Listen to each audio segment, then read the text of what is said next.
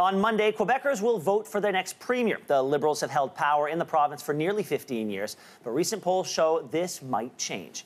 An Ipsos poll has the Liberals and Coalition Avenir Québec tied with 30% support, the Parti québécois with 20%, and the Québec solidaire with 16%. Joining me now from Ottawa is L. Ian MacDonald, editor of Policy Magazine and columnist at iPolitics. Ian, great to talk to you this morning. Are we on the cusp of the fourth minority government in the history of Quebec politics? Yes, I think we are, Ben, and the reason is that for the first time since 1970, for the first election in the last 14 elections, to state it another way, you as an old Montrealer, the first election in your lifetime where sovereignty is not either on the ballot or the ballot question, and that has changed the ballgame quite a bit. Ian, what is it about the Coalition Avenir Québec and the voters in Quebec? This is a familiar and frustrating song for François Legault. He's been leading in the polls in previous elections. Voters take him out for a test drive, they kick the tires, and then they park their votes somewhere else on Election Day. What is it about this party where voters seem to flock to it early in an election campaign and then turn away? Well, there's an old saying, Ben, that campaigns matter, and this campaign seems to matter for what the leaders haven't done rather than for what they have.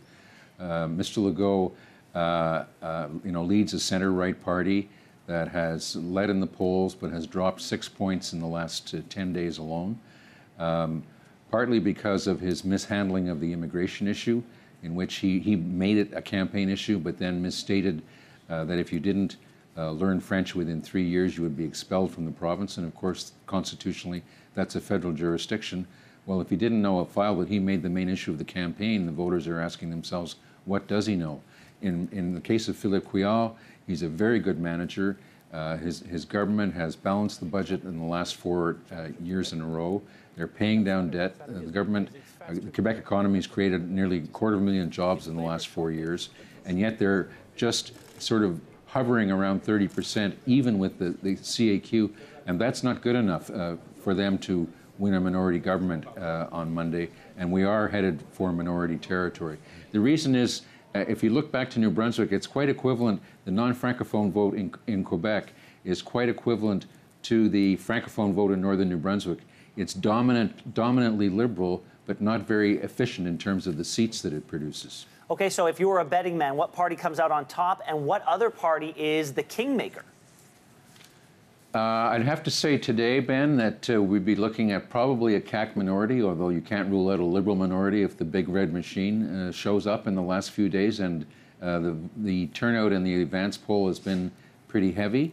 In the scenario of Ipsos that you quoted off the top, the CAQ would have in the seats, it's 63 seats for a majority in that ledge.